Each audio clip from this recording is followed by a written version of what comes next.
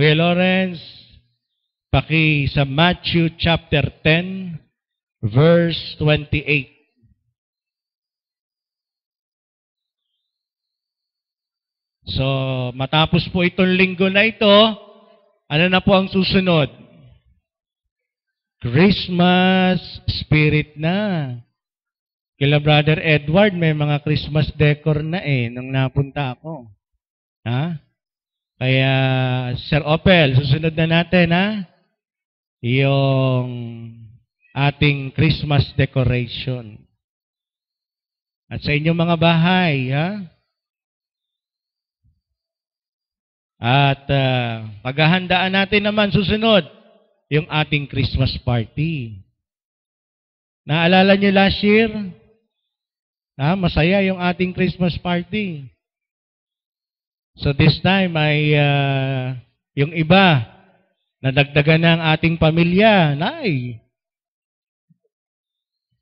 Last year, meron kaming naging Sister Rosalie, yung talent fest. Mga kalalakihan, MISPA, kabataan. At sino yung ating champion? Yung mga kalalakihan. Ay ngayon, nadagdagan pa kayo. May Brother Eugene pa at may Brother Edward pa. Naku, lalo lumakas ang puwersa. Pero lumakas din ang MISPA kasi may...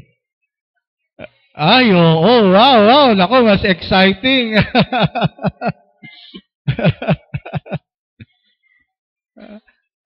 Lahat.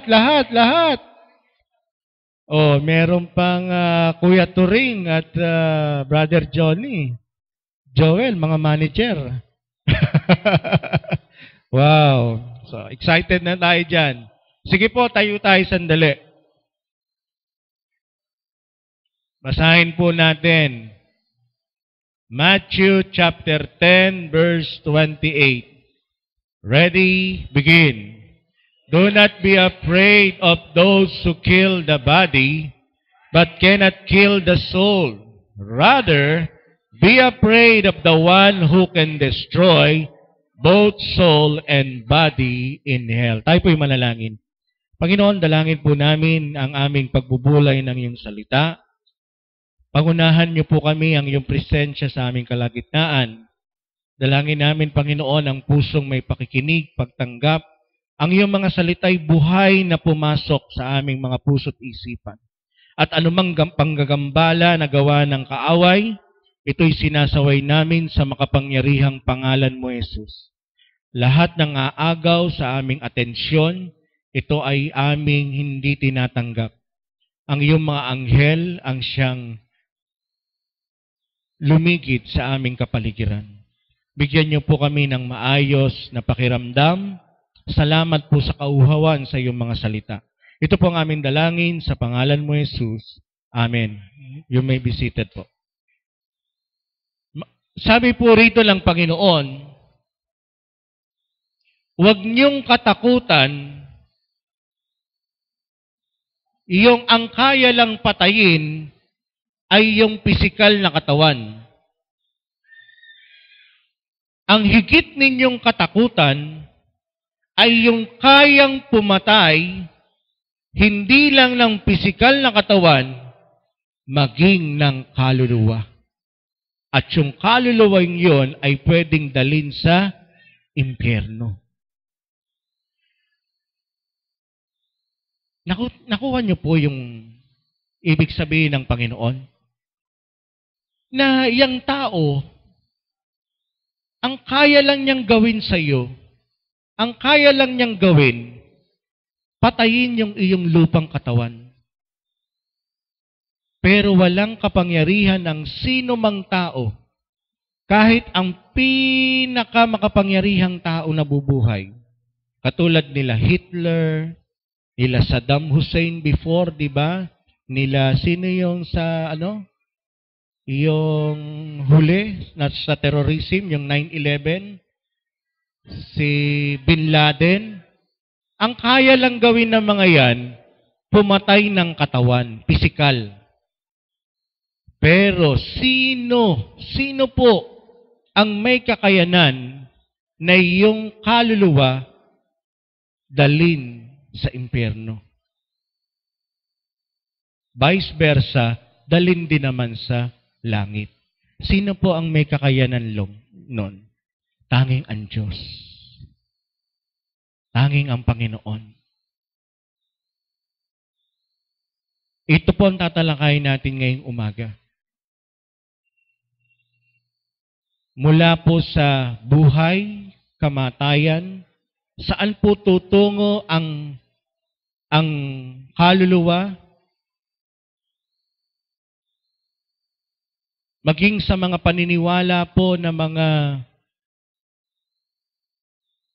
mga espiritista, manggagamot, mga occults, ano pong sinasabi ng Biblia, patungkol po sa mga ganyang gawain, mga witchcraft, pangkukulam, sorcery, occultism, lahat po ng yan. At ano naman po ang sinasabi ng Biblia patungkol sa langit o yung new heaven and new earth? Mabilis po nating tatalakayin yung journey. Are you ready? Ayan. Sige po. Una muna, sa history, sino po yung narinig nyo na yung Alexander the Great? Sa history. Ayan, mga kabataan. Ano nangyari doon sa mga, parang nalimot nyo na. Alexander the Great. Isa itong napaka-makapangyarihan, impluwensya, a great leader in Europe. Marami po siyang pinabagsak na imperyo. Marami po siyang nalikom na kayamanan ng mga nasakop. A great emperor. Pero nung mamamatay na po ito, pwede niyong i-check sa internet. Meron po siyang 3 wish. Last, final wishes. Ano po yung una? Sabi niya sa kanyang mga general nung siya po'y naghihingalo na, ang gusto ko, nandoon yung aking physician, yung manggagamot, doktor. Pangalawa, gusto ko, ikalat niyo doon yung aking mga ginto. At pangatlo, gusto ko, nakalabas yung kamay ko sa ataol, nakabuka ang palad. Nakalabas. Sabi ng mga general, opo, gagawin namin, pero ano pong ibig sabihin ng mga iyon? Sabi niya, gusto ko nandun yung doktor ko para makita ninyo na ang doktor hindi kayang pagalingin ang lahat ng sakit. Na ang tao mamamatay. Ang ganda. Ang ganda nung paalala niya. Pangalawa, gusto kong ikalat niyo yung mga ginto, mga kayamanan doon para ipakita na lahat ng yan walang kabuluhan. Sinayang ko ang panahon ko sa pananakop para lang makamal itong mga kayamanan, pero ito lahat wala na. At pangatlo, lumabas ka sa mundo ng walang dala, babalik ka ng wala ding dala. Nakuha po natin. Sino ito nagsasalita? Alexander the Great. Namatay po at the age of 33. So ano po yung pinakita po doon?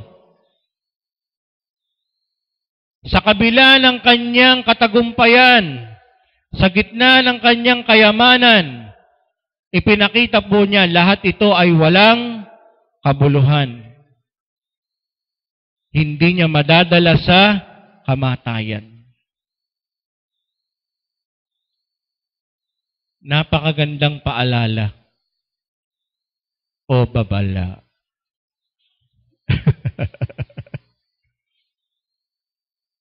So yun po. Job chapter 1 verse 21. Lawrence, kung merong Tagalog version dyan, paki natin sa Tagalog para mas higit na mag-sink in sa atin Wala naman tayong mga foreigner dito eh. Ano po ang sabi ng Job chapter 1 verse 21? Kailangan natin ng medyo marami po itong talatang ating kakainin ngayon, okay? So, natin? Kailangan ko, Ariel, ng scripture reader, ng tagabasa.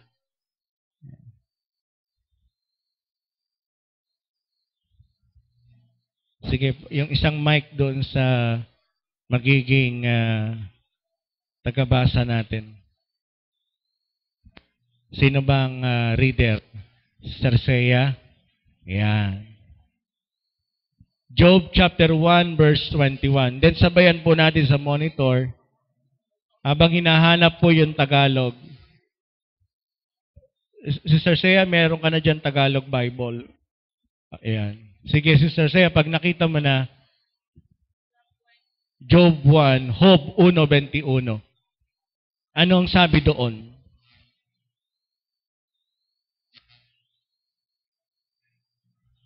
At sinabi niya, hubad akong lumabas sa bahay bata ng aking ina, at hubad na babalik ako roon. Ang Panginoon ang nagbigay at ang Panginoon ang nag-alis. Purihin ang pangalan ng Panginoon. Sa lahat ng ito ay hindi man lang pala. Okay. So malinaw po, no? Anong sabi? Hubad na dumating, lumabas, iniluwal, hubad ding babalik matapos ang kamatayan. Ang Diyos ang nagbigay, ang Diyos din ang kukuha, babawi. Napakalinaw po noon.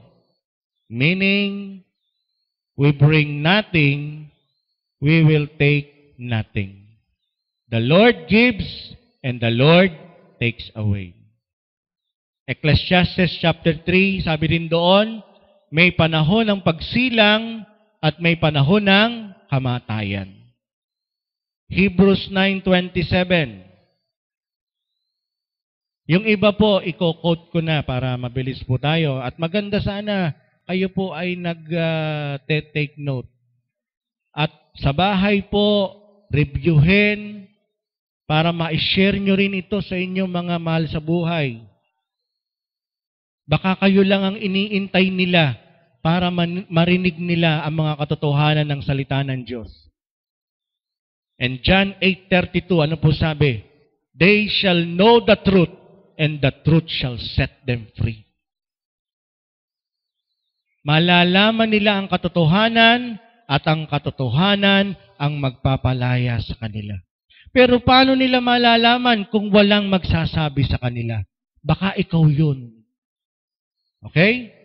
Hebrews 9:27. Hebreo 9:27. Anong sabi doon? Itinakda sa mga tao na sila'y minsang mamamatay at pagkatapos ay ang paghuhukom. Ano po sabi? Itinakda. Appointed for man to die once.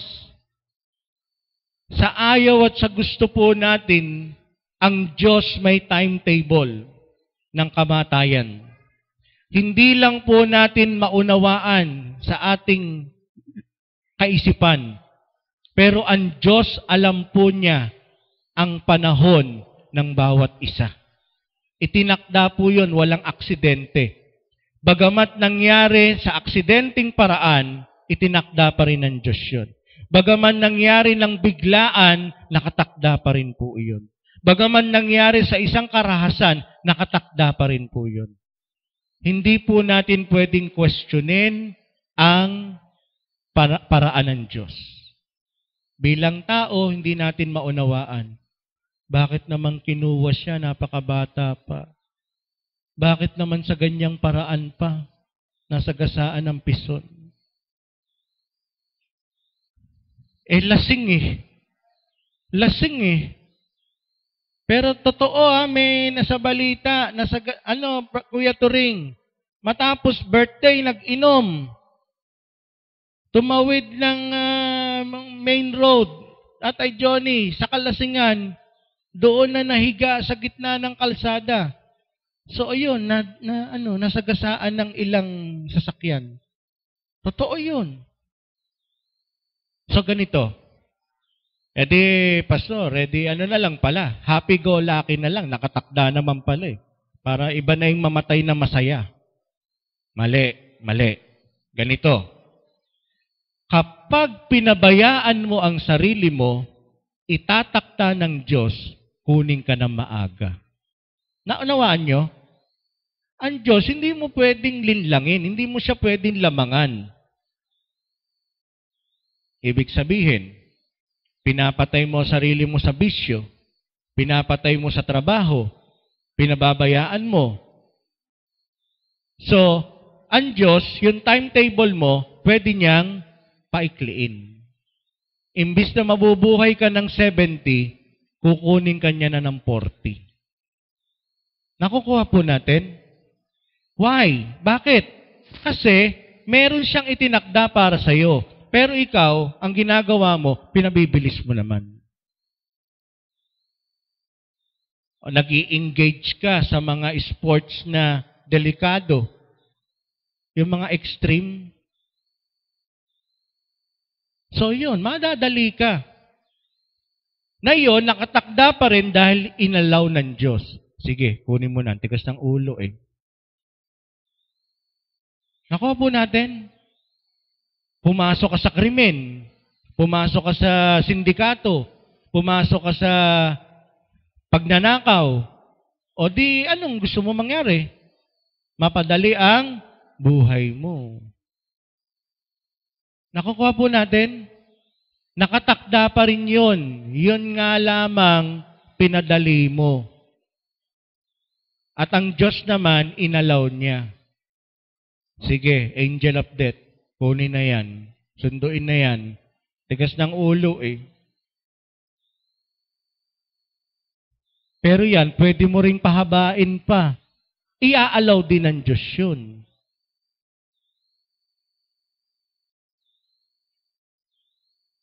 Si King Hezekiah, mamamatay na. Pero, umapila sa Diyos. Sabi niya, Lord, ito naman ang ginawa ko sa iyo. Panginoon, dagdagan mo pa ang taon ng buhay ko. Anong ginawa ng Lord? Sabi sa propeta, sige, sabihin mo, dadagdagan ko pa siya ng 15 years. Bonus. So ano po nangyari? Nadagdagan.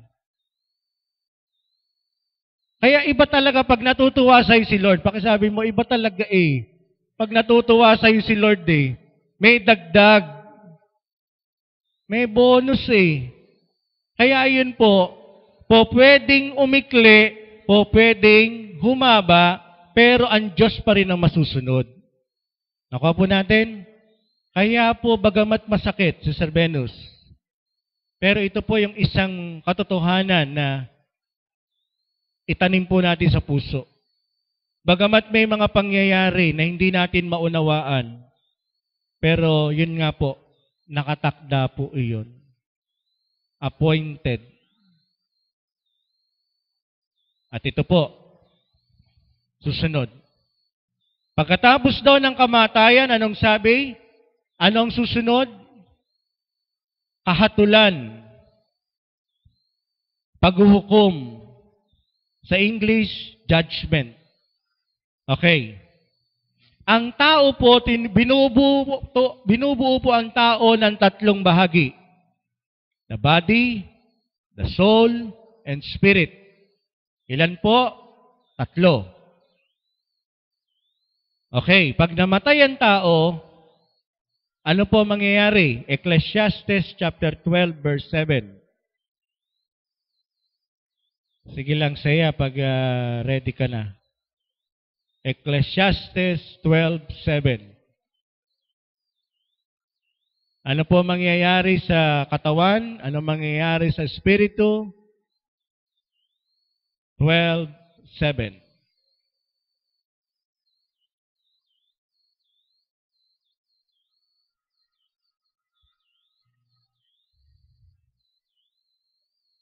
So sige, to follow, Ready.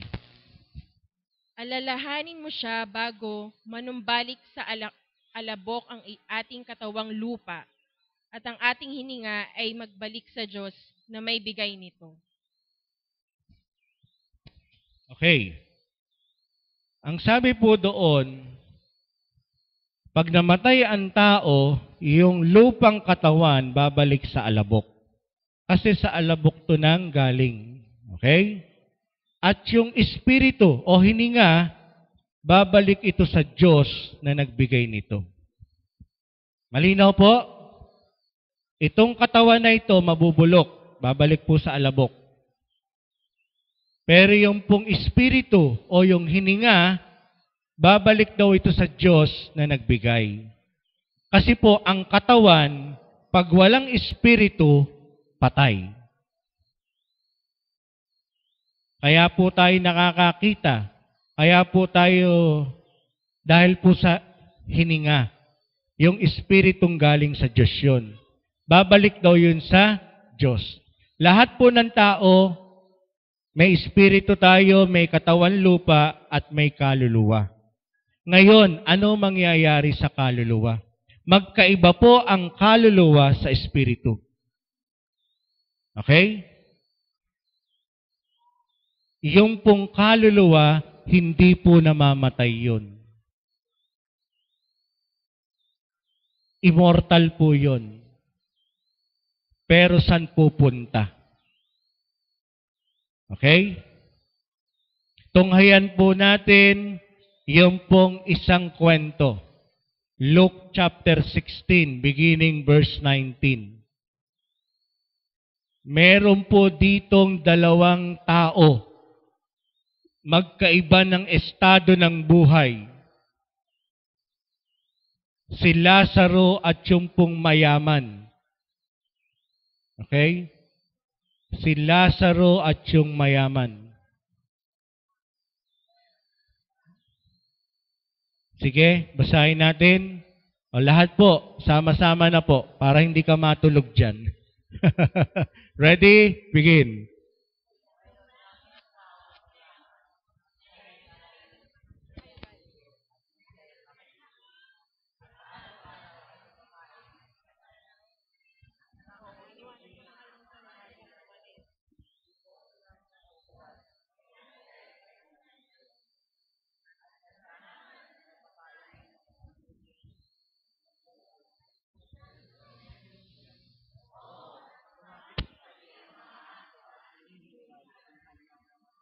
Okay, stop.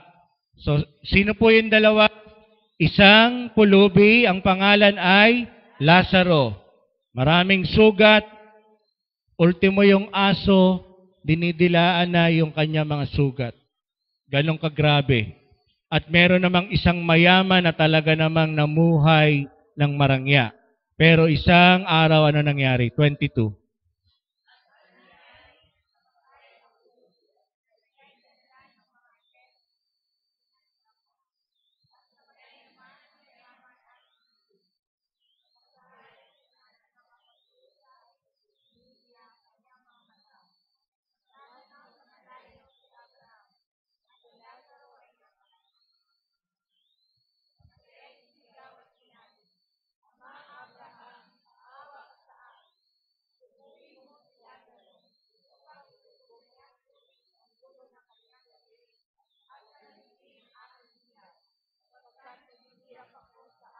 Okay po, stop.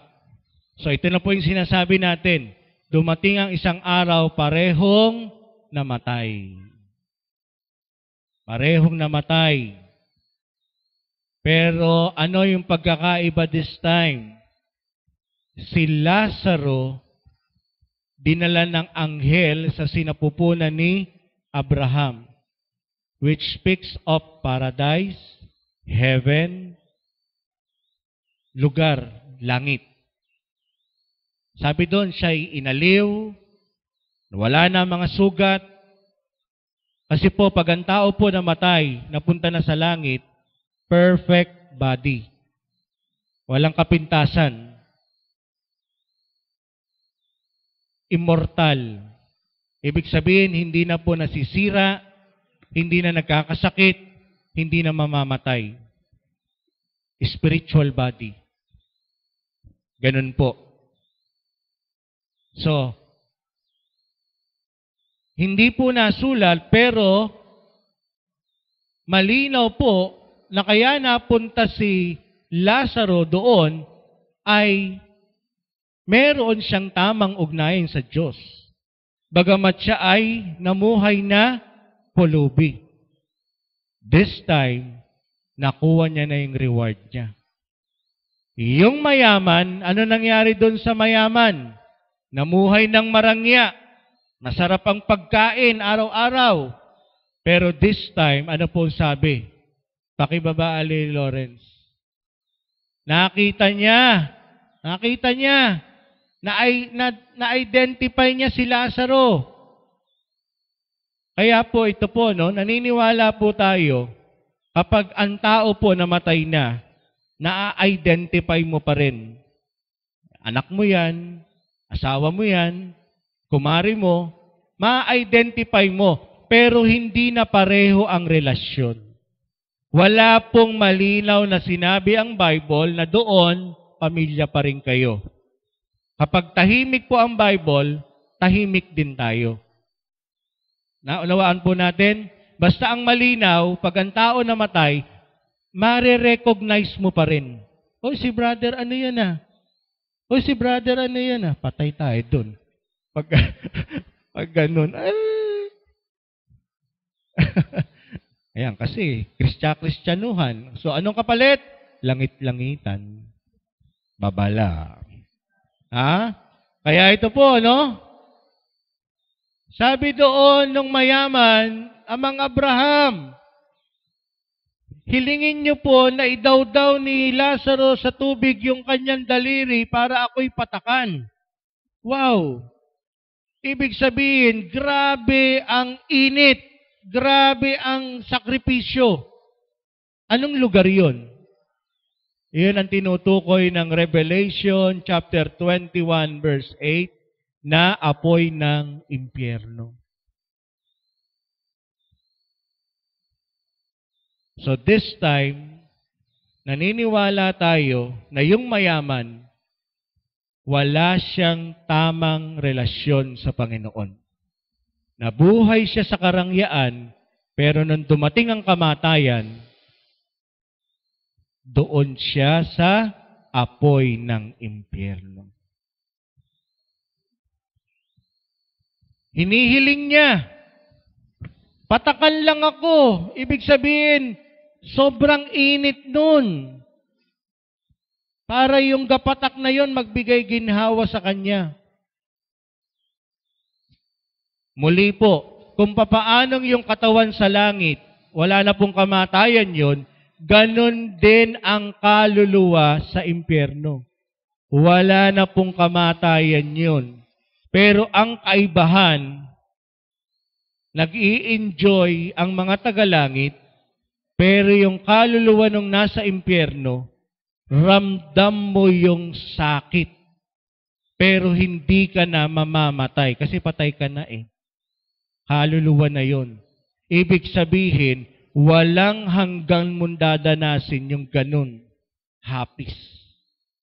Kaya po, ang description ng Revelation, pahayag, yung mga nasa apoy ng impyerno, nangangalit ang mga ngipin sa hirap.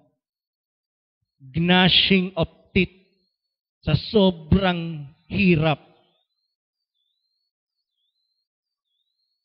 At ang sabi pa ng Bible, Revelation 19, ang mapupunta daw sa impyerno ay kasing dami ng buhangin sa dagat. Mabibilang mo ba ang buhangin sa dagat? Dumakot ka. Hindi matatapos ang isang araw, hindi mo mabibilang yung dinakot mo. So, ganun daw kadami ang mapapahamak. Kaya wag niyo na pong hayaan na masama doon ang inyong mga mahal sa buhay. Kasi mare-recognize ka. Ang anak natin nandun. Mare-recognize mo. But it's already too late. Okay. So ano ang hiniling? Anong sagot ni Abraham? Pagpatuloy po natin, verse 25.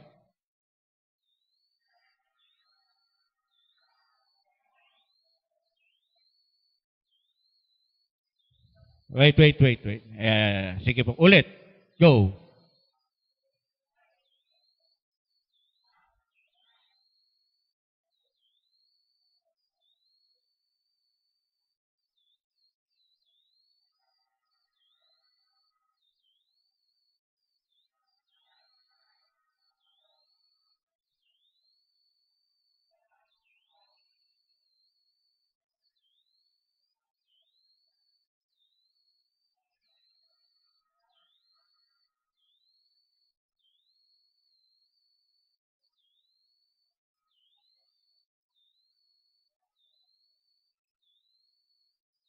Amen.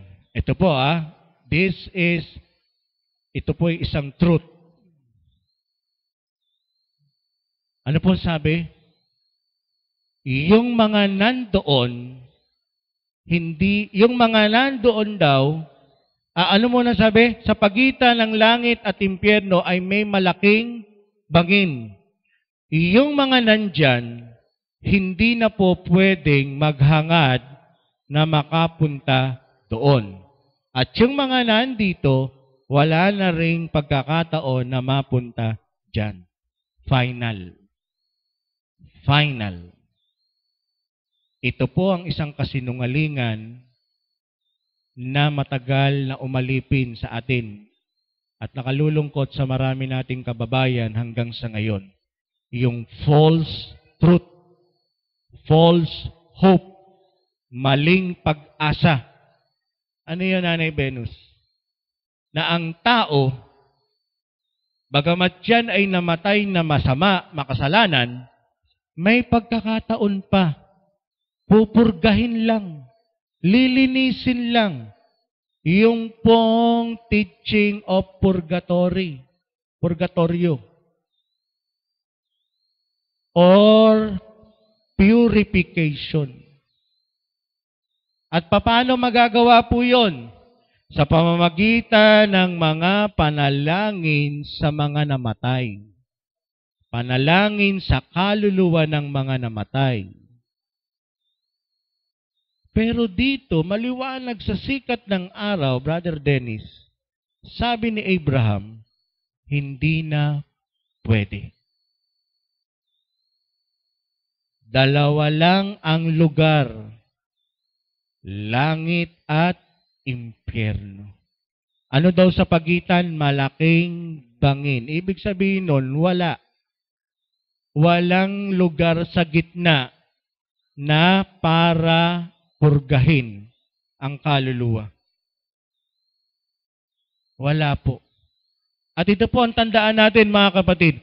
Pag ang Biblia, wala pong itinurong ganon, wala nun. Hindi po pwedeng kukuha lang ng mga talata at anong tawag doon? I-assume na yun. Kasi po, sabi nung ako po ay sakristan, ang naaalala ko pong turo sa amin sa katekismo, iyon ay purifikasyon, paglilinis. Kasi walang makararating sa langit na marumi. So, kailangan malinis, perfect. Tama naman yun. Pero, yung perfection na yun, hindi after death. Malinaw po, nung ang Panginoong Yesus ay nandun sa krus, at sabihin niya sa kanyang pang-anim na salita, it is finished. It is done. Naganap na. Tetelestai. Bayad na. Ibig sabihin, kompleto na po yun. Nothing less. Enough. Yung ginawa ni Kristo sa krus, sapat na para tayo ay linisin sa kasalanan. Pastor, nagkakasala pa rin taman tayo habang buhay tayo eh. Yes, oo. Pero ganong kakapangyarihan yung ginawa ni Jesus. Kaya niyang bayaran maging yung ginagawa mo pa sa kasalukuyan. Pero hindi lisensya yun. Why? Habang tayo ay nabubuhay, oo, pinatawad tayo ng Panginoon, tinubos sa kasalanan, pero habang gumagawa at nagpapatuloy ka sa kasalanan, may consequence yun. May kabayaran. Kaya dito sa lupa, may mga time pinapalo tayo. Hello? May pagpalo. Pero hindi na po para ka mapunta sa impyerno. Pinapalo ka na lang dahil anak ka ng Diyos, itinutuwid ka. Pakisabi sa katabi, kaya pala. Oo, palo yun. Tigas ng ulo mo eh. Malinaw po? Hindi ka humingi ng tawad para muling yung pangalan mo na nakalista na sa aklat ng buhay, buburahin. Ay, humingi ali ng tawad, sulat ali. Ay, gumawa na naman ng kalokohan, bura-bura. Hindi. Permanent na yon. Pero pag nagpapatuloy ka pa rin, may consequence. Kaya maging aware, maging sensitibo. May mga nangyayari minsan, tinutuwid ka ng Panginoon. Bakit ba nagkakaganon? Bakit ba yung pinagpagura natin napunta sa wala? Palo yan. Bakit ba pera na naging bato pa? Palo yan. Lalo't may mga nililihim tayo, ay nako, papaluin ka ng Panginoon. Hebrews 12, ano po sabi? Ang mga tunay na anak, pinapalo. Matakot ka pag hindi ka na pinapalo. Baka hindi ka tunay na anak. May mga anak dito, huwag magtampo. Pinapagalitan kayo kasi mahal namin kayo. Ha? Magtaka kayo pag hindi na namin kayo tinutuwid. Baka ampun lang kayo. Diba, Christian, ano? Iba eh. Anak eh. Iba pag tunay na anak eh. Diba? So, malinaw po, ano? Wala pong false hope. Wala pong false place. Malinaw po na ang sabi pag ang tao namatay, meron ka ng hatol. Kaya ibig sabihin, hanggat ikaw ay nabubuhay, binibigyan ka ng pagkakataon ng Panginoon na magsisi. Binibigyan ka niya ng pagkakataon na makakakilala sa Kanya. Kasi, pag dumating na ang kamatayan, tapos na.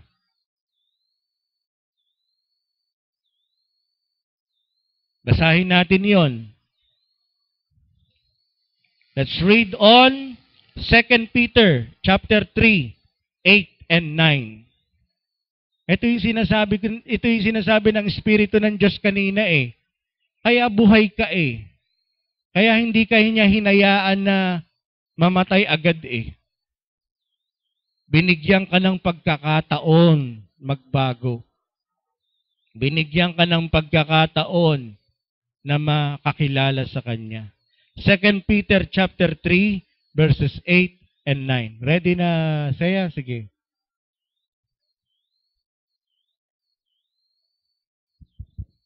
Mga minamahal, huwag niyong kalilimutan na sa Panginoon, ang isang araw ay tulad ng 1,000 taon, at ang 1,000 taon ay tulad ng isang araw lamang.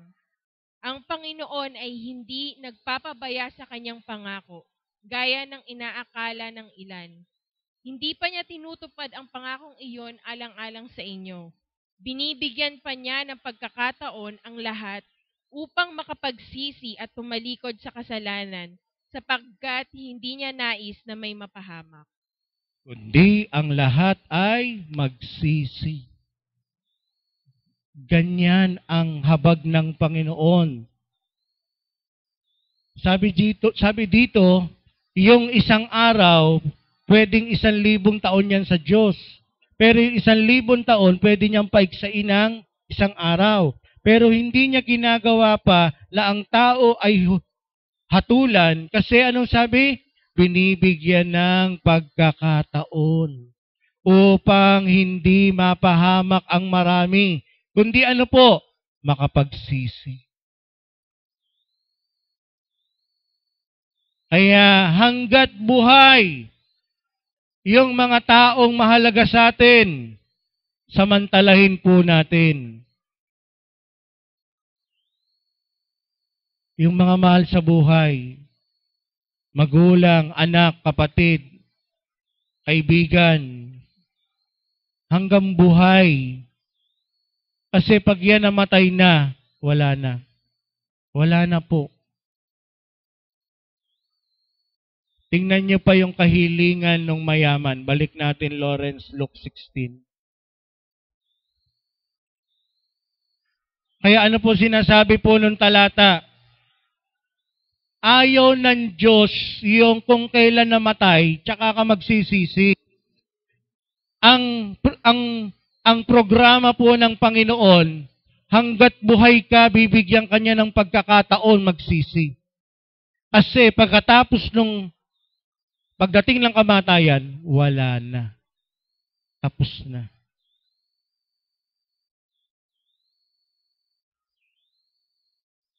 So, hindi na pagbigyan yung request ng mayaman. Humirit pa. Taas natin, Lawrence. Humirit pa. Yan. 25. Hindi, Lawrence. Taas pa. 27. Ayan. Nag-request. Sige po, basahin natin. Go.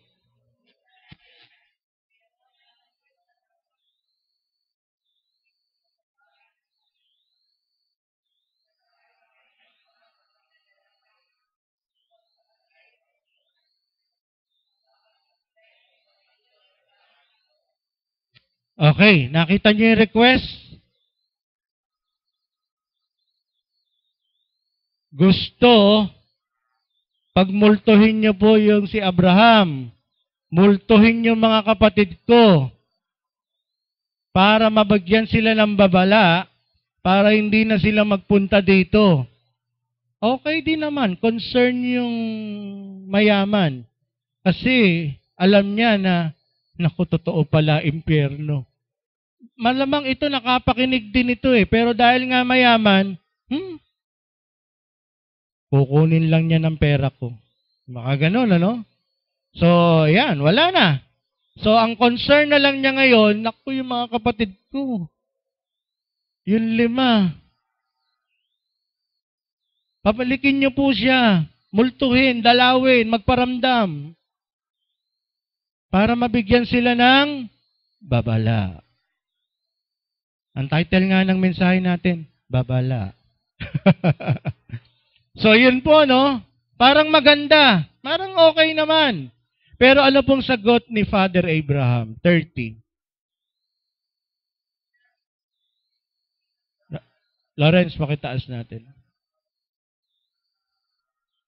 Sorry. 29. Ready? Go.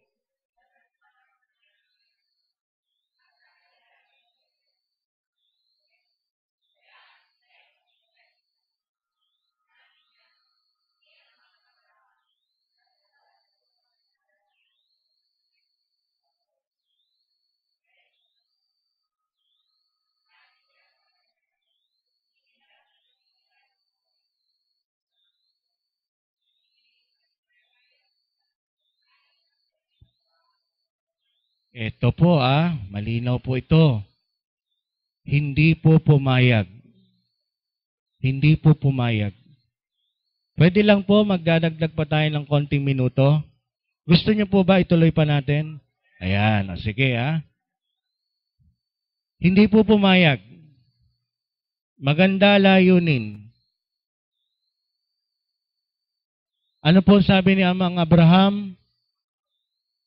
Hindi pwede. Baba nga natin Lawrence 29. Ano po sabi? Nasa kanila si Moses at ang mga propeta. Sa panahon po natin ang mga mangangaral, ang mga tagapagturo, At maging kayo po, hindi lang po mga pastor, maging lahat po tayong nakakilala sa Panginoon. Ano po sabi? Talagang yung concern siya sa kapatid niya. Sabi, hindi po. Hindi makikinig yung mga yun sa mga preacher. Hindi makikinig yun. Ang titigas ng mukha nun. Hindi po makikinig yun. Pero ano po sabi ni Father Abraham? 31, di ba sabi? Kung hindi nila pakikinggan si Moses at ang mga propeta, hindi rin mga hihikayat sila. Kahit ang isang magbangon sa mga patay. Kung hindi sila makinig, sinayang nila ang pagkakataon.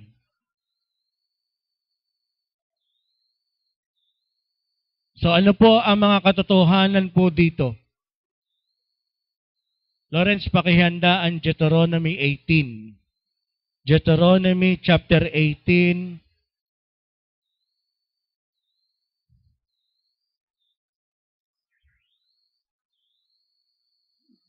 (9 to 13). Sa Bible po, hindi kalooban ng Diyos na ang isang namatay na ay magbabalik pa. Ano yung naramdaman namin? Ano yung nagpakita? Ano yun? Evil spirit po iyon. Hindi na po yun ang ating mga namatay na mahal sa buhay. Ang dyablo, pwede po siyang mag-anyong anghel. Pwede niya pong kopyahin. Tawag po doon, familiar spirits. Pwede niyang kopyahin ang itsura, boses. Pwede niyang sabihin yung mga sikreto. Alam niya yon. Pero lahat po yon ay pandaraya. Deception, panlilinlang, para po dayain ang tao na ang isang namatay na ay pwede pang magbalik. Pero the truth is no, never. Ano po ang sabi ng Panginoon sa mga kumukonsulta sa mga espiritista, mangkukula, manggagamot, manggagaway, mga okultismo? Deuteronomy 18. Please take note of this. At kung nag-practice po kayo nito sa buhay nyo minsan, at kung ginagawa nyo pa rin, nako, huwag kayong aalis mamaya na hindi isusuko ito sa Panginoon. Deuteronomy 18, 9 to 13. Please, attention please, basahin po natin. Ready? Go!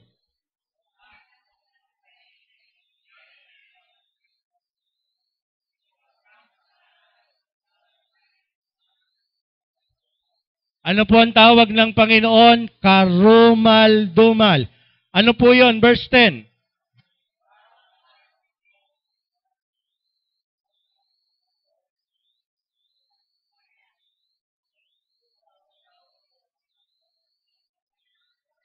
Okay, isa-isahin po natin. Mga nanghuhula, nagmamasid ng mga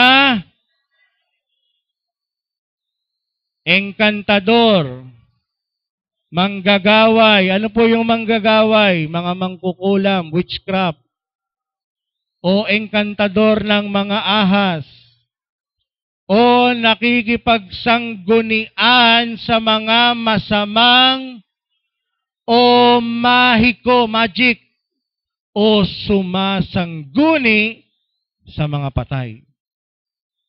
Lahat po iyan. Ouija board, spirit of the glass, mga espiritista, mga nagpe-perform ng magic. Kaya totoo yun. Hindi yung mga pang-party na magic trick. Iba po yung magic trick doon sa mga talagang magician. Totoo yun. They can perform Pero ano pong kapangyarihan ang nasa likod nun? Evil spirit. Sumasangguni sa mga patay. Totoo yun, makakausap talaga. Pero, anong espiritu yun? Sa demonyo. Ano po ang babala? Verse 12.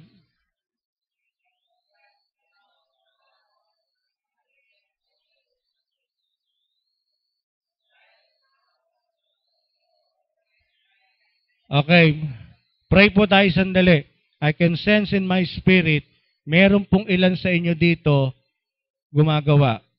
At nagre-react po tayo po tayo sandali. Nagre-react po ang evil spirit, ayaw na mabunyag siya ngayong umaga. Nararamdaman ko po, ayaw ko sa inyo. Sige po, let's pray. Heavenly Father, greater is He that is within us than He is in the world.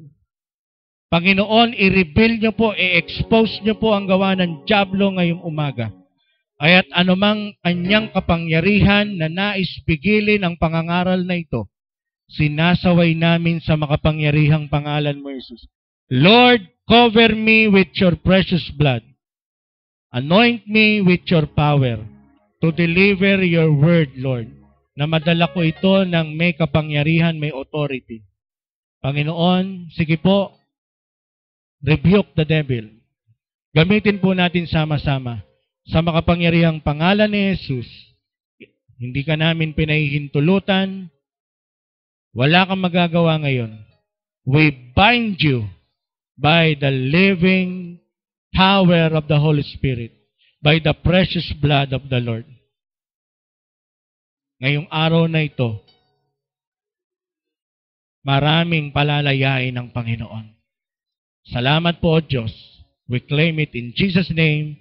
Amen and amen. Sige po, you may be seated.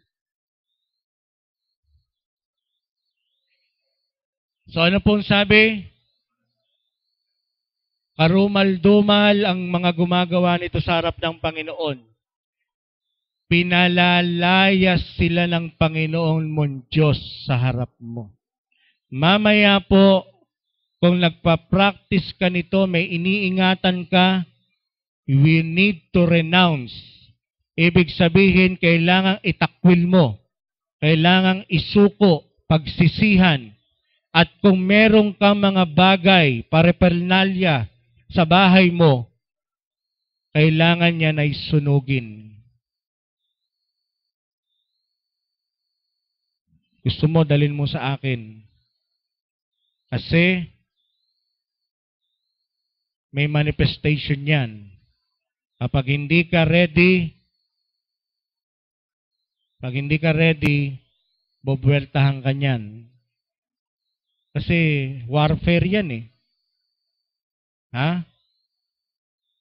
Kailangan with authority. Kasi, iyang mga yan, pag pinapalayas mo, kunyari, Kuya Ruben, 2. Pag pinapalayas mo yan, nagtatawag pa. Kumukuha pa ng rest back. Kaya yung 2, pwede maging 7. Kaya dapat you are with authority. Pagdating dyan, warfare yan eh. Hindi po pwedeng magre-review ka, may sabit ka. I-expose ka niyan. Hoy, wala kang karapatang palayasin ako. Magkasama lang tayo kahapon eh. Ano ibig sabihin nun? May ginawa ka. Kahapon lang, ibang babae kasama mo eh, tapos palalayasin mo ako ngayon. Kahapon lang, nasa inuman ka eh. Hindi po pwede. Ang mga Kristiyano, hindi na po nadidemon possess. Pero, may sabit. Ano ibig sabihin? Pag sinabi kasing demon possess, kontrolado ka. Pero hindi. Pag tinanggap mo na si Kristo, ano ka ng Panginoon? Protektado. Pero, kapag may ginagawa ka pa ring mga bagay na hindi ka lugod-lugod sa Panginoon, yan yung tinatawag na mga sabit. Parang sa jeep, di ba? May sabit. Yun. Kristiyano ka na pero may mga ginagawa ka pa rin na kasalanan. Sabit yun. Pagpatuloy natin.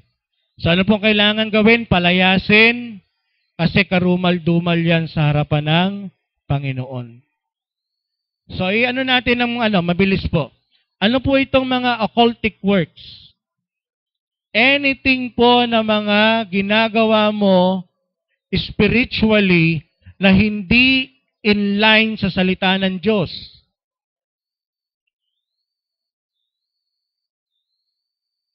Katulad, siguro matatanong po natin, Pastor, bakit ba nagtitirik ng kandila? Kayo, alam nyo ba? Bakit kayo nagtitirik ng kandila? Pastor, nakakahiya naman dun sa yung mga katabing puntod, ang gaganda ng kandila, tapos yung amin, wala man lang. Naman, parang kawawa naman yung patay namin. Yung sa kabila, ang lalaki, ang tatabang, babango pa. May mga disenyo pa, yung amin man lang na simple, wala. Parang kawawa naman yung patay namin. Baka ganyan lang kababaw ang ating dahilan, tigil-tigilan natin yan. Okay, balikan natin sa katikismo, pati po sa Buddhism practice, and Judaism, Hinduism, lahat na yung ism na yan. Once na magsindi ka ng kandila, binubuksan mo ang spirit world. Nagbubukas ka ng pinto mula sa nasa kabilang buhay. At ang paniniwala, kapag nagsisindi ka ng kandila, yun ay parang gabay niya para ang kanyang kaluluwa ay huwag maligaw. May connection pa rin siya sa praying for the dead.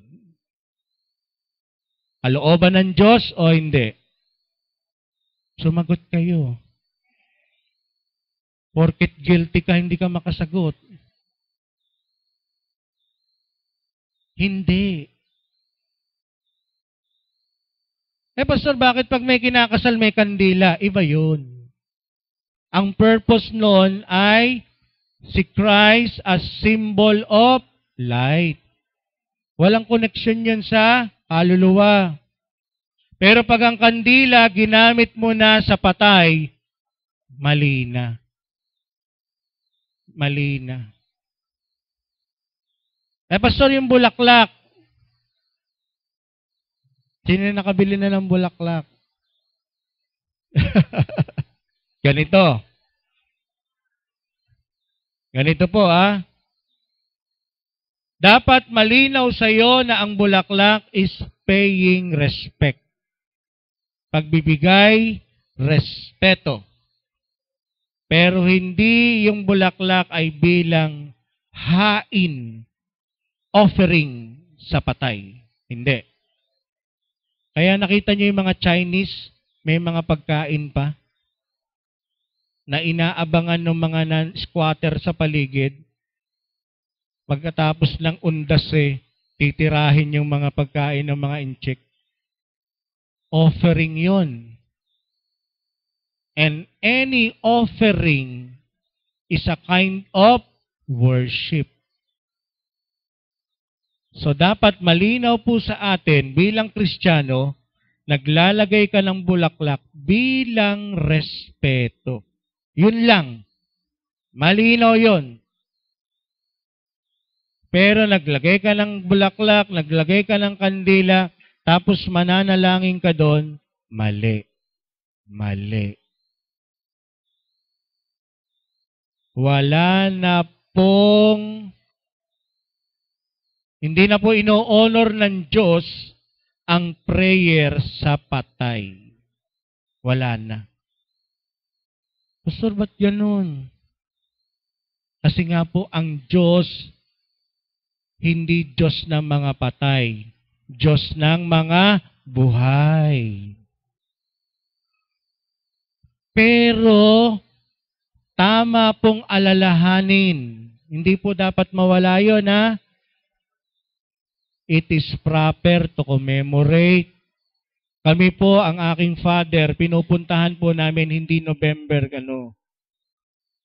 pinupuntahan po namin siya during his birthday, December 11. Pero, hindi na po yun maririnig ng aming namatay. Ang connection na lang po doon ay yung memory, pagpapahalaga. Pero hindi po totoo na yung iba nagdadala pa ng cake eh. Tapos pag hinipan dala ka ng cake eh. Hindi po. Hindi na po yun yung namatay natin. Sino na po yun? Evil spirit.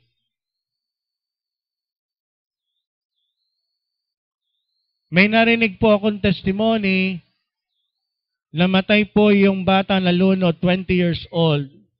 Sumanib doon sa pinsan na 15 years old. Yung boses, kapareho ng pinsan.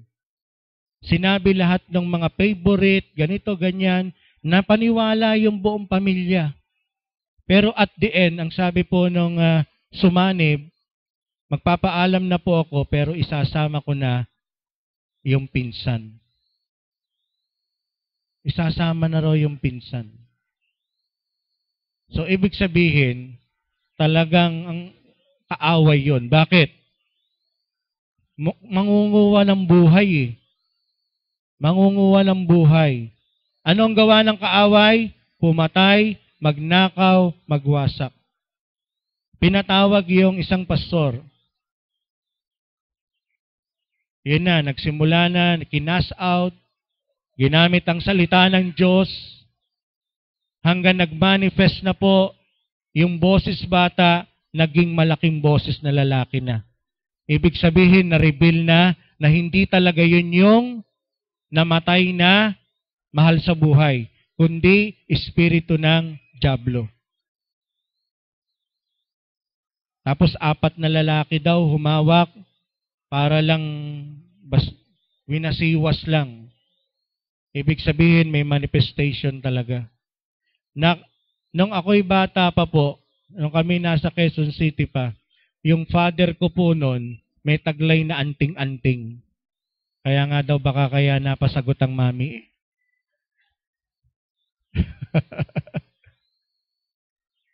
Meron pong inaalihan na masamang espiritu doon sa amin, kapitbahay.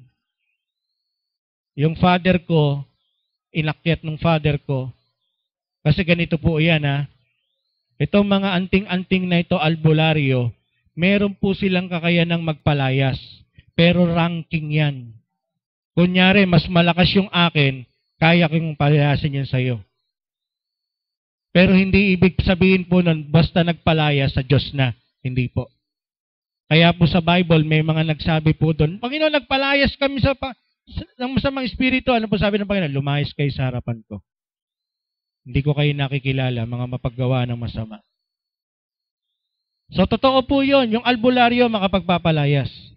Pero, lahat ng yon evil practices pa rin. Sabi po nung inaalihan, hoy, tanda. Sabi sa father ko, nang insulto pa eh. Hoy, tanda. Hindi mo ako kaya. Idadamay ko ang mga anak mo. Nung marinig na po yun ng father ko, hindi na siya. Tinigilan na niya. Kasi mas malakas yung nandoon sa sinasaniban. Ranking po yan. Kaya sasabihin po nung minsan na manggagaway o nung albularyo, hindi ko kaya to. Kailangan natin ng mas malakas, mas mataas. Pero lahat po yan ay evil practices. Hindi po sa Diyos. Sino po yung mga kumonsulta para magpatawas? Magpatawas. Magpagamot. Ay, ito. Nako, korting duwende, korting kapre. Hindi po yan sa Diyos. Evil practice po yan. Kapag tayo po'y sumasangguni sa mga ganyan, nalalagyan ka ng entry point. Sabihin po natin, entry point. Nalalagyan ka ng bahid para pasukan ng espiritu ng kaaway. Kaya meron sa ating mga ugali, hindi mabago-bago eh. Merong pinapasukan ng dyablo.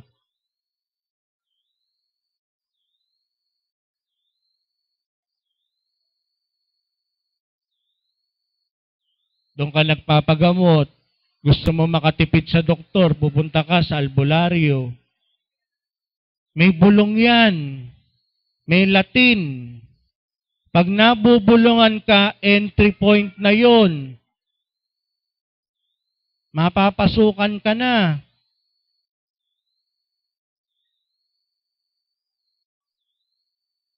Sa amin nun dito sa Meralco, sa Rowena, ayaw ko naalala mo si tatay yung nagbebenta ng dyaryo.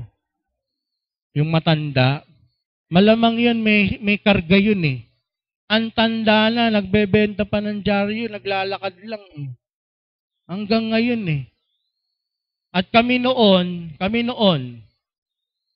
bata pang Kristiyano, may lagnat, may ganito, ganyan, papahilot. Ang gagawin nun, maglalagay ng, ano yun yung sa posporo, palito, lalagyan yung mga, ano namin, dulo ng daliri, sisipitan, tapos, ano mo na yun, bumubulong na. May orasyon, oh.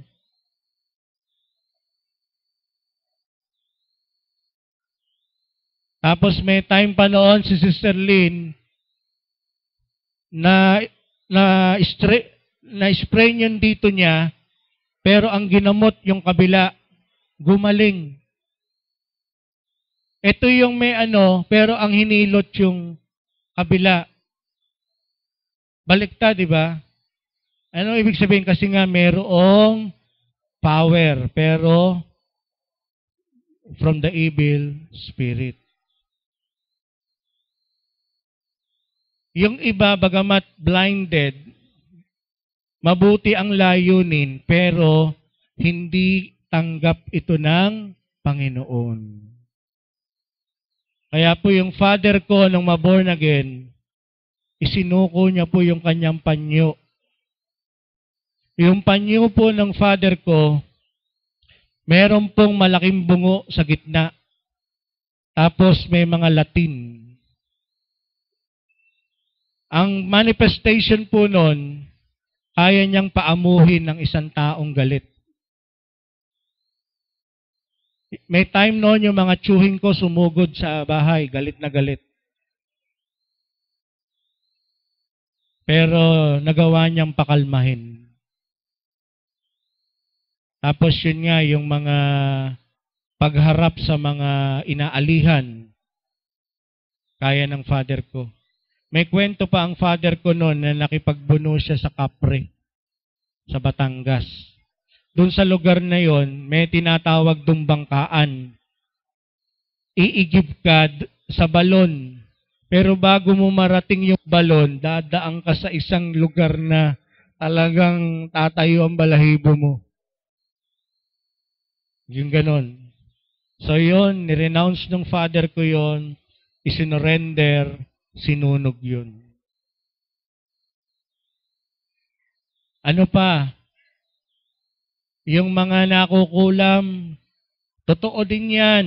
Naka-witness ako niyan. Yung aking lola noon sa Batangas, dinala dito. May sakit, ayaw gumaling, hindi matrace ng doktor. Dinala doon sa isang, may pinupuntahan pa mga mami noon na parang mga kulto. Anong tawag doon? Yung mga lady, mga mother, ganyan, ganito. Nakabihis lahat ng puti. Kasama ako noon eh. Yun, nag-healing, nagtatrans, yung mga sinasapian. So, yung lola ko na yon nag-manifest, nagsalita ng hindi niya boses. At tinatanong nung parang espiritista na bakit ka nandyan? Sino ka? Ayan, sumasagot naman kasi naiinggit ako sa kanya. Kasi ganito, ganyan. So, totoo yun. May manifestation yun. Pero yun ay hindi sa Panginoon. Lahat yan ay evil practices. Kanina, nabanggit pa yung mga pamahiin. Pamahiin. Mga, ano sa English yun? Superstitious beliefs. Iyan ay isa pa ring pangongontrol ng espiritu ng dyablo. Yung mga,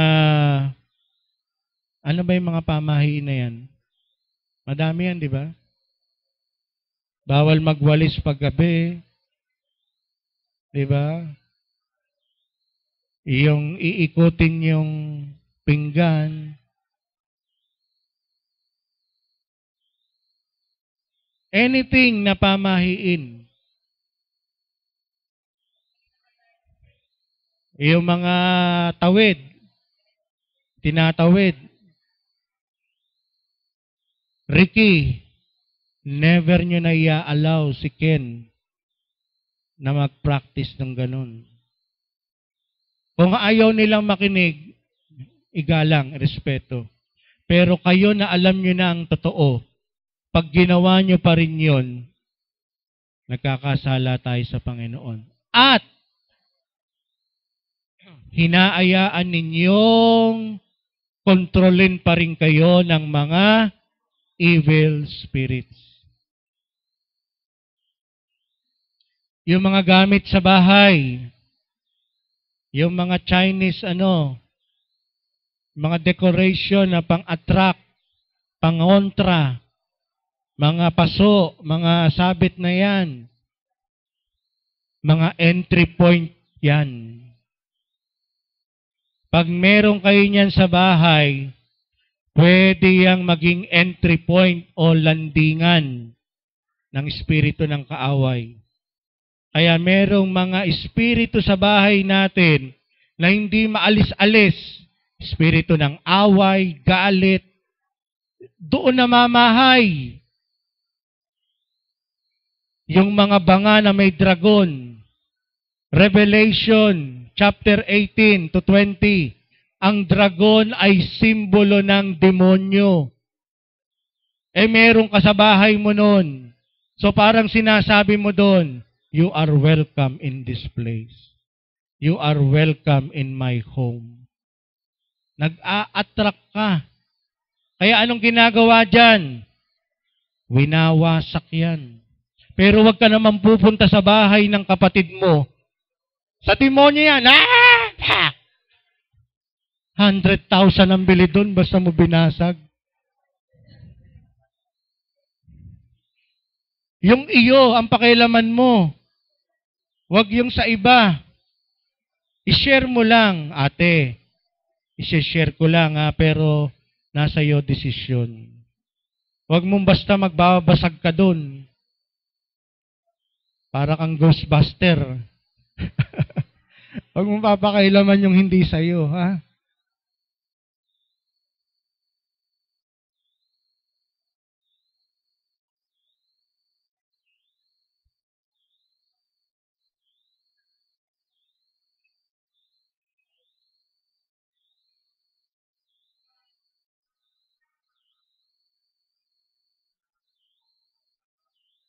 Opo. Bagamat yun po, yung mga rituales na yan ay wala ng saysay, respeto na lang po natin para dun sa mga kaanak. Ganun na lang po yun. Pero, kung ikaw ay meron talaga namang authority na wag nang pagawa yun, dapat irespeto ka rin nila. Pero kung meron tayong mga para lang for the sake of respect to other member of the family, hayaan nyo na kasi wala na naman yun eh.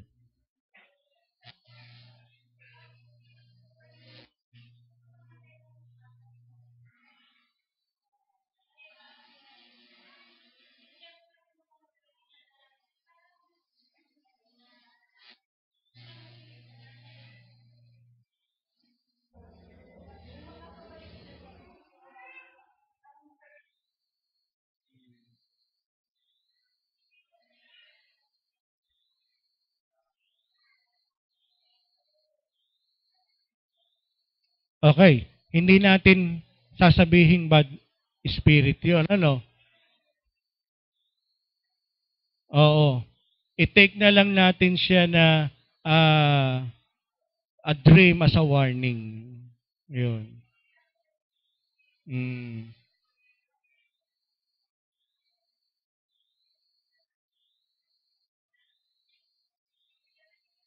Mm. So yun po, ano? So sabi ng binasa natin kanina, kung hindi pa rin sila makinig, ay kawalan na po nila yon.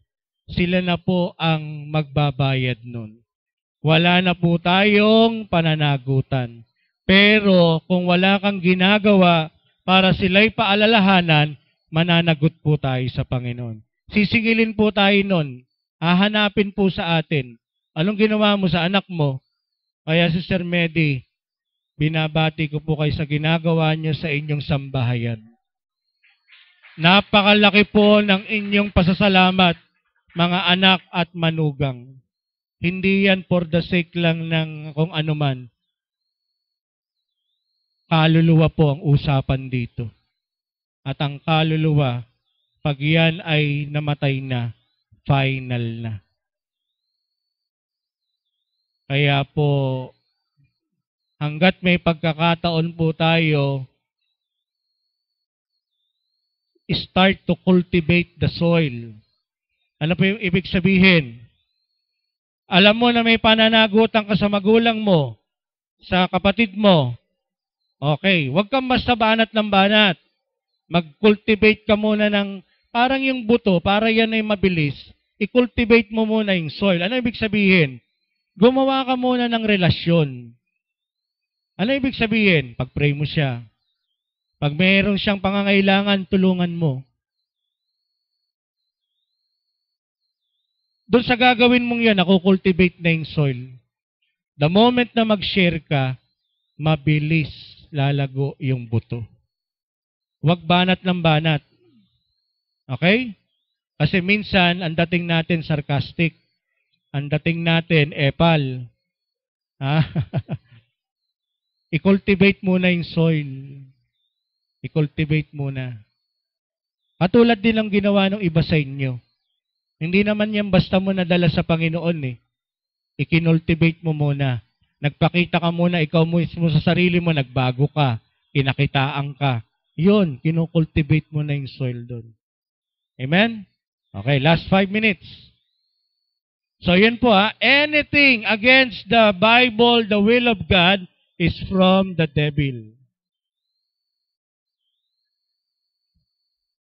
Kahit po yung mga laruan, yung mga laro ng bata, yung mga merong mga evil signs, may mga evil,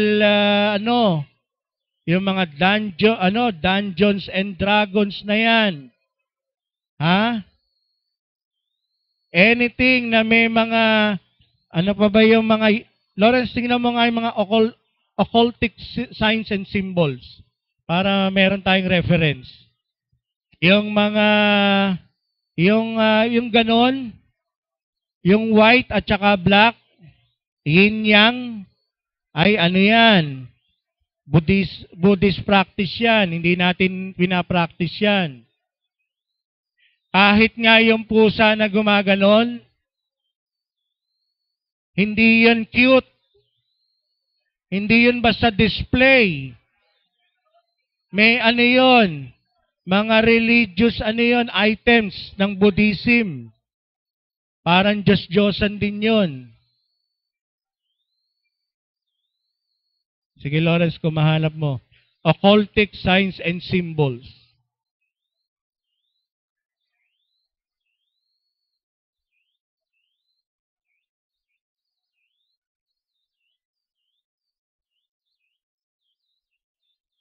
Ito pa, kulang lang tayo sa panahon eh.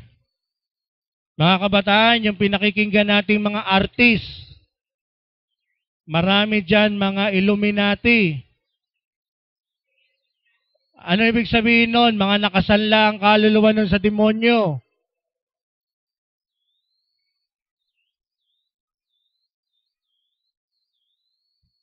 May mga hidden signal, signs.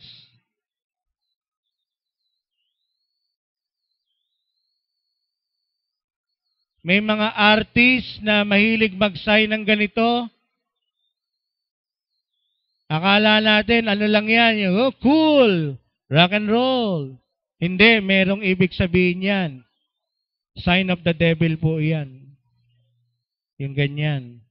Meron pa yung mga ganon. 666 po yan. 666 symbol po yan. Akala mo, cool. Hindi mo alam. Ayan. Thank you, Lawrence. Tingnan niyo mabuti. Ha? Baka yung mga t-shirt natin, ganyan pa mga simbolo.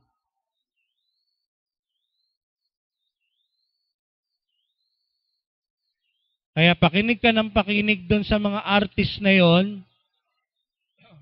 Hindi mo alam, meron silang naipapasang espiritu. Spirit of lust, spirit of vices, spirits of violence. Akala mo cool, pero hindi. May naisasali na pala ng mga negative, evil spirits. Sa mga bata, yung mga nilalaro ng mga anak natin, sa computer, sa internet.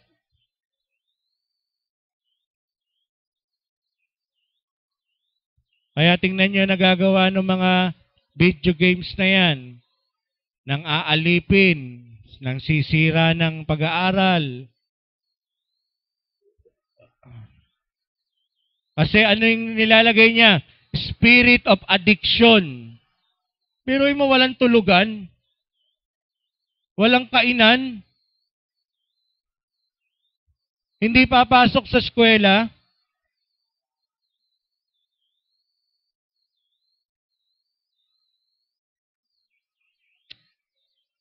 So, basta anything po na nagpo-form na mga evil practices and witchcraft. Yung iba, lokong-loko sa panonood ng Harry Potter. Pag nanood ka ng Harry Potter, may mga spell na pinakakawalan dun. Akala mo entertainment lang? Hindi. Nagsasaboy na yun ng espiritu ng Diablo. Yung mga magic spell.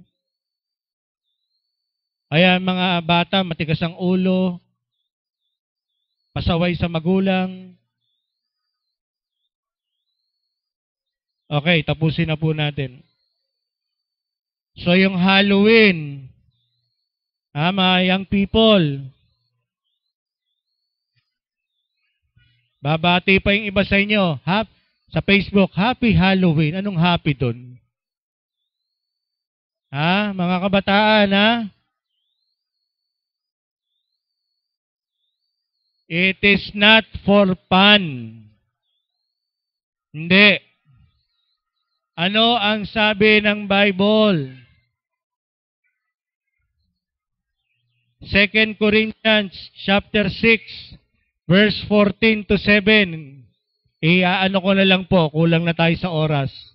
Sabi po doon, hindi po pwedeng pagsamahin ang liwanag at ang dilim, ang Espiritu ng Diyos at ang Espiritu ng Diablo. Hindi dapat pagsamahin, magkahiwalay yan. At huwag kayong makisama sa gumagawa nun. Kaya po, Pastor, tama bang isali ko yung mga anak ko sa mga Halloween costume? Hindi. Kahit sabihin mong porpan yan, Pastor, may giveaways. Ako na lang magbibigay.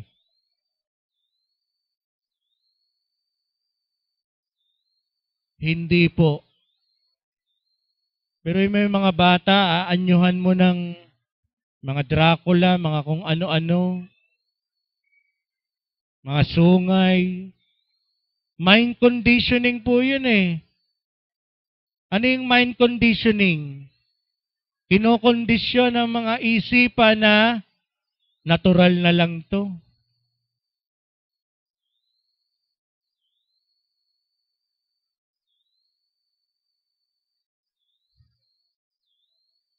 So yun po, no? 2 Corinthians 6:14 to 17. Sabi po doon, hindi tayo dapat makiayon sa mga ganitong pagdiriwang. Mga Halloween.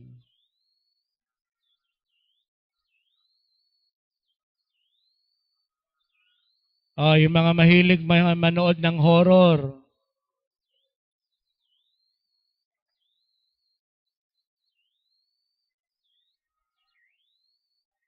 Manood ka kung kaya mo. Pero pagkapanood mo, meron ka nararamdamang kakaiba, hindi ka makatulog, ibig sabihin, huwag mo nang gawin. Why? Meron bang horror na andala para ka patawanin? Yung mga comedy, ano.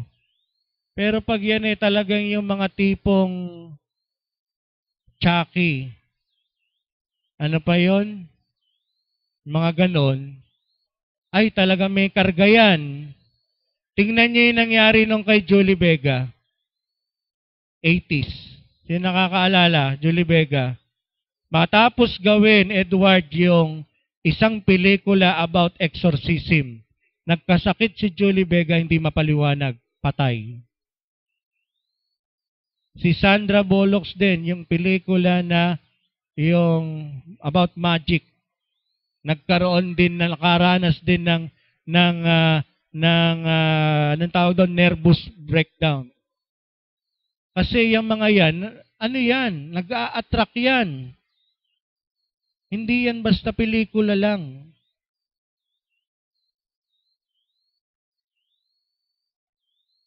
Remember, anything na magdadala sa iyo ng takot, hindi sa Diyos yun. Ang tamang takot ay yung takot sa Diyos. Pero yung takot sa Diyos, hindi yung takot na natatakot ka. Ang ibig sabihin po ng takot sa Diyos, nirirespeto mo siya, ginagalang mo siya. Iyon ang tamang fear of God. Pero pag natatakot ka dahil sa mga kung ano-ano, sa pinanood mo, sa nararamdaman mo sa paligid, ano yon? May presence yun ng masamang espiritu.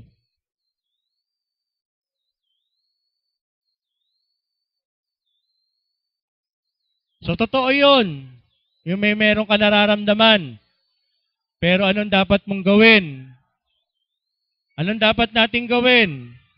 Gamitin mo yung authority mo. Anong sabi ng Bible? Luke 10:19, Lawrence.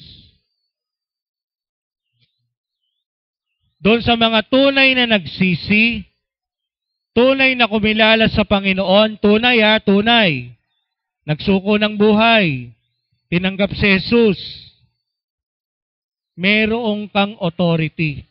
Binibigyan ka ng kapangyarihan. Luke 10:19. Pero kung alam mo sa sarili mo, Kristyanuhan ka pa rin hanggang ngayon, huwag kang mangangahas. Anong sabi? Luke 10:19.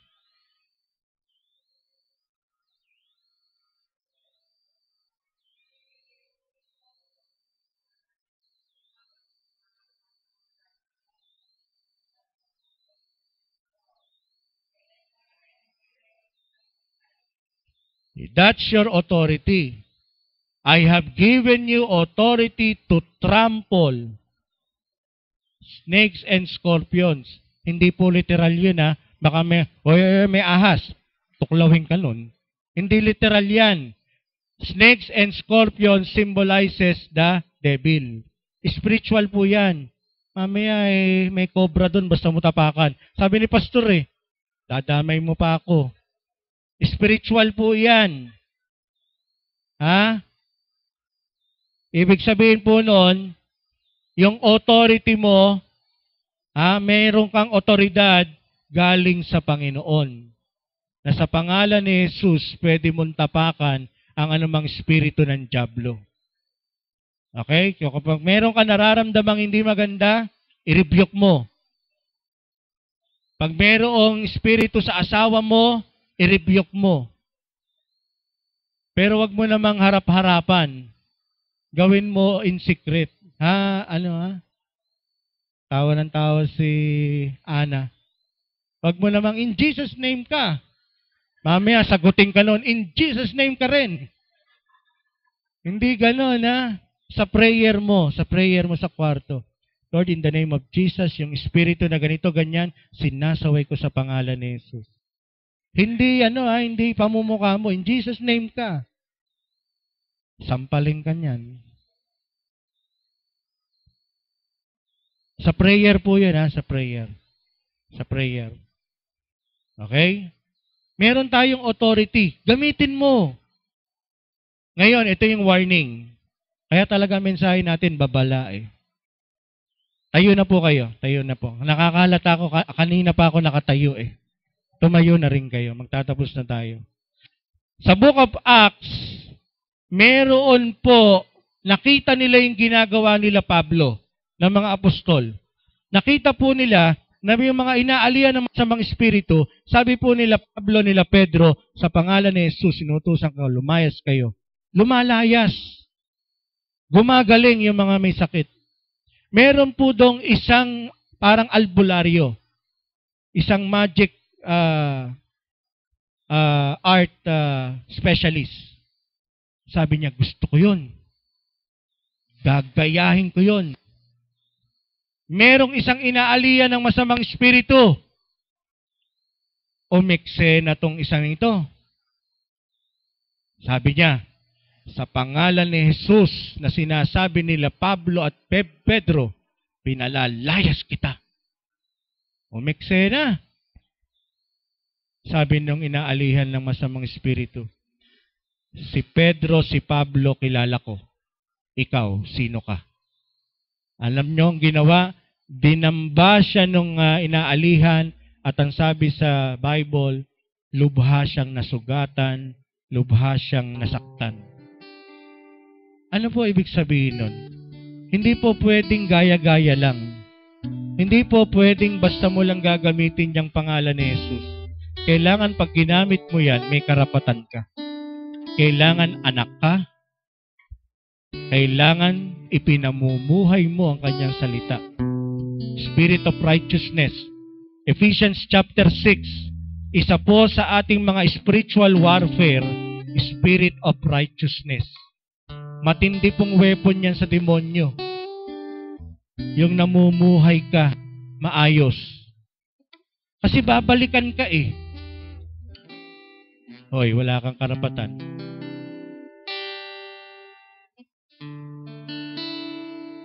Ganito ginawa mo kanina. May nililihim ka sa asawa mo. Tumataya ka pa nga sa loto I-expose, hihiyain ka ng dyablo. Kaya hindi tayo pwedeng sabak ng sabak dyan.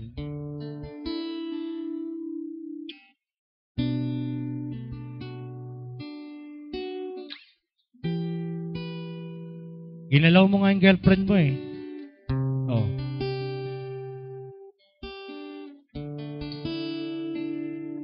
Kailangan with authority. Righteousness. Ephesians chapter 6. Ano yun? Breastplate of righteousness. Para yung panangga.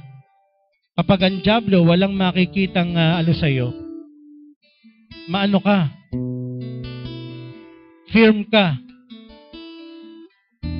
Di mo ako kaya. Kaya lang, pag wala kang panangga, wala kang breastplate of righteousness, ang dali mong atakihin. Ang dali mong tirahin.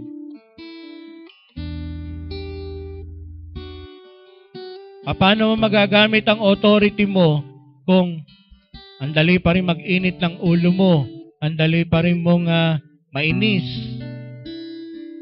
may mga ginagawa ka pa rin. Kumbaga, ganito, meron siyang control sa'yo. Meron pa rin siya nagiging stronghold. Hawakan mo na maigpit yung katabi mo. Sige po, as a gesture. Hindi, dito nyo hawakan. Sa wrist. Yan.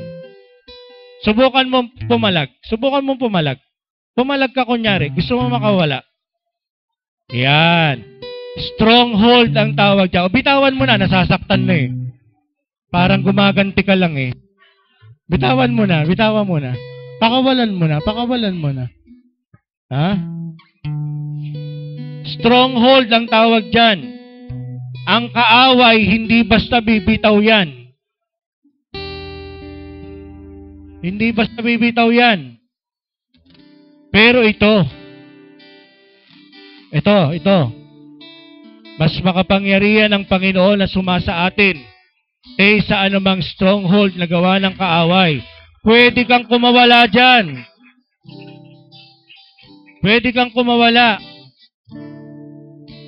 Pero, walang kumakawala na ayaw mo namang bumitaw.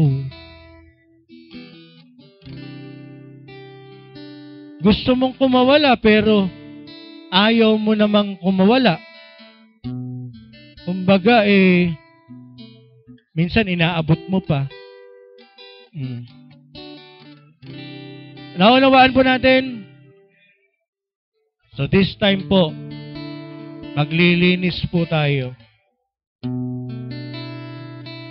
1 John chapter 1 verse 9, kung ipapahayag ng iyong mga labi, magsisisi, i-renounce mo lahat ng kung saan nag-participate ka doon sa mga pinakita natin, ginagawa mo pa rin hanggang sa ngayon, naniniwala ka pa rin sa mga pamahiin, kumukonsulta ka pa rin, meron ka pa rin mga iniingatan,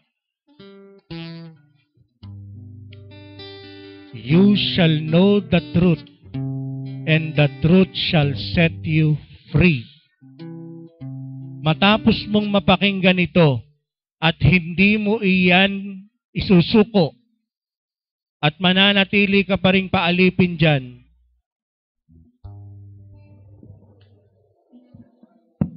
aalipinin ka lang yan.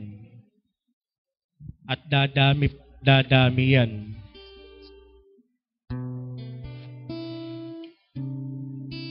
Iyan ang magsisilbing strong man sa buhay mo. Hindi mo na mapapalayas yan. Kaya ngayon pa lang, ikapos na natin yan sa pangalan ni Jesus. Palayasin mo na yan sa buhay mo. Squatter yan. Hindi dapat yan manahan, tumira sa puso't isipan natin. At hindi rin dapat kasama sa bahay natin yang mga espiritu na yan. Kaya po, mamaya gumawa ng checklist. Kung hindi nyo kaya, isurrender nyo sa akin. I will help you. I-destroy natin yung mga yan. Mga paraphernalia na mga dasal-dasal, orasyon, mga display sa bahay na may mga paniniwala na swerte, malas, mga kwintas, mga sabit-sabit, iwas usog, sa demonyo lahat yan. Huwag mong hayaan na paikutin ka ng dyablo sa mga materyales na yan. Higit na makapangyarihan siya na sumasa atin. at gusto niya palayain ka niya. Sige po. May I call on the ushers? Please distribute the communion. At habang hawak mo na, magpe-pray tayo, mag-pray ka na. Sabihin mo na sa Panginoon, Lord, patawarin mo ako. Nag-participate ako sa mga ganito, Spirit of the Glass. Mahilig ako manood ng mga horror movies. Lord, madalas akong kumulta sa mga manggagamot, albularyo.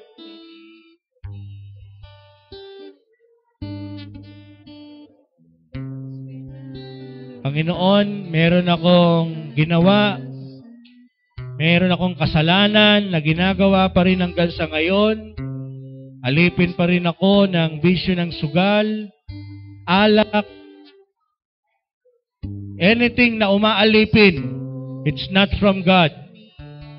Anything na hindi mo makayanan, spirit of lust. Bakit ganon? Hindi ako makontento sa asawa ko.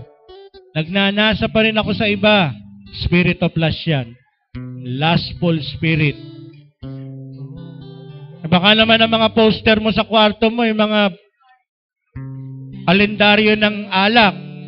Ano ba talaga mangyayari niyan? Spirit of lust talaga yan.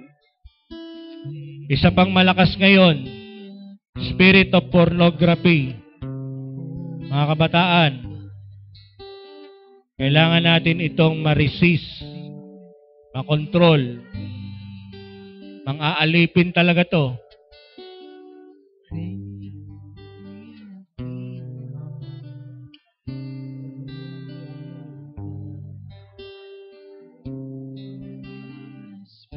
Sige po, pag hawak nyo na, start to pray. Start to ask for forgiveness. Simulan nyo na pong humingi ng tawad sa Panginoon. Magpalinis. Sige po. Anything na mga maling paniniwalaan mo sa matagal na panahon, ngayon matapos mo malaman ang katotohanan, iyon na ang lakaran mo. The Spirit of Truth. Lord, patawad po sa mga maling tradisyon, maling paniniwala. Ginoon, linisin niyo po ako. Anything na pwedeng dapuan ng dyablo sa buhay mo, alisin mo na yon. Alisin mo na ang mga landing area niya sa buhay mo. Imagine, ang eroplano kung wala siyang lalapagan, hindi makakalapag yan. The same with the spirit of the devil. Kung wala siyang pwedeng lapagan sa buhay mo, sa bahay mo, wala siyang pwesto doon. Pero hanggat iniingatan mo ang lugar niya, hindi ka makakalaya. Start to pray. Come on. Sige po, Panginoon. Expose niyo po ang mga gawa ng kaaway ngayong umaga. Lord, hindi kami papayag na uuwi ang mga anak mo na taglay pa rin, may mga sapit pa rin ng espiritu ng demonyo, na masasamang espiritu sa aming buhay, na pinag-uugatan ng mga bisyo, sama ng loob, awayan sa pamilya. Lord, sige po mga kapatid. And this time, sama-sama tayo, iayos natin ang relasyon natin sa Panginoon. Please repeat after this prayer. Panginoong Hesus, inaayos ko po ngayong umaga ang aking relasyon sa iyo. Patawarin mo po ako. Palayain niyo po ako sa lahat ng espiritu ng kaaway. Sinusuko ko po sa iyo ang aking buhay. Tulungan mo po ako. Sa makapangyarihang pangalan mo, Jesus, winawasak po namin ang lahat ng gawa ng dyablo sa aking buhay. Lahat po ng iniingatan kong gamit na kinakasangkapan ng kaaway, lahat po ng maling paniniwala, sinusuko ko sa iyo ngayon. Palayain mo po ako sa pangalan mo, Jesus. Sa banal na dugo mo, Jesus. Amen. Kanin na po natin ang tinapay at inumin.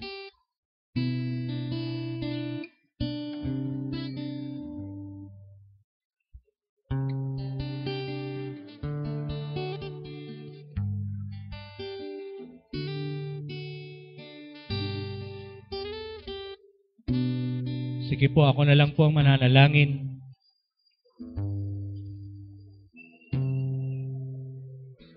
Aming Diyos na makapangyarihan sa lahat, salamat po sa tinanggap ming mga salita mo ngayong umaga. Ang iyong mga salita ay buhay, mabisa, makapangyarihan.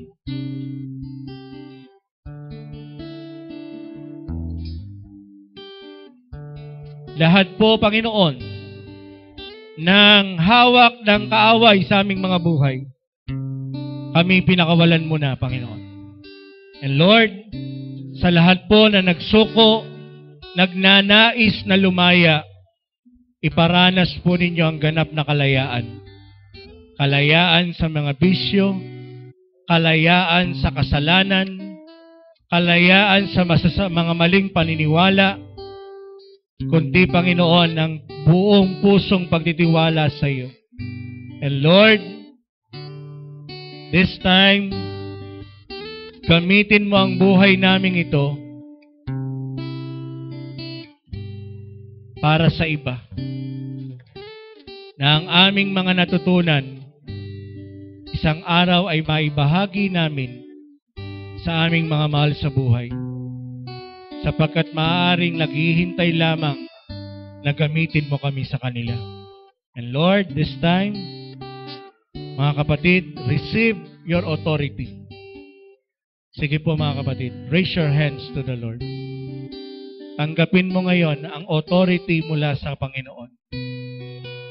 Lord, bilang anak mo, bilang nagsuko ng buhay sa iyo, bilang pinatawad mo sa kasalanan, tinatanggap namin ngayon ang kapangyarihan nagmumula sa iyo upang aming mapaglabanan, mapagtagumpayan ang lahat ng gawa ng kaaway sa aming buhay. Salamat po, O Diyos. Hindi na kami paaalipin. Hindi na kami patatalo. Hindi na kami, Panginoon, magiging sunod-sunuran. Salamat po, O Diyos. May mga magiging pagbabago ngayon sa aming mga tahanan, sa aming mga pag-uugali, at malayang bubuhos ang pagpapala sa aming mga pamilya. And Lord, higit sa lahat, Panginoon, kung darating ang kamatayan, hindi kami matatakot sapagkat ang aming mga pangalan ay nakatala sa aklat ng buhay. Salamat po, Lord. Ang buhay na pinagkaloob mo ay di na namin sasayangin, Panginoon.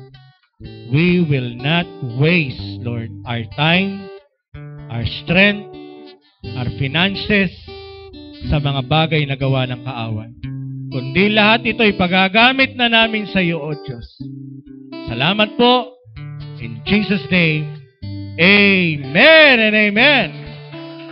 Hallelujah!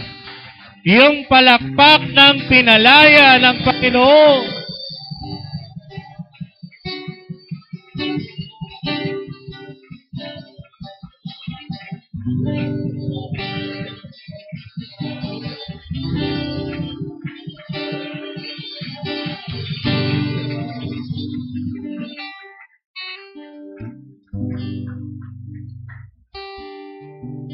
Wow!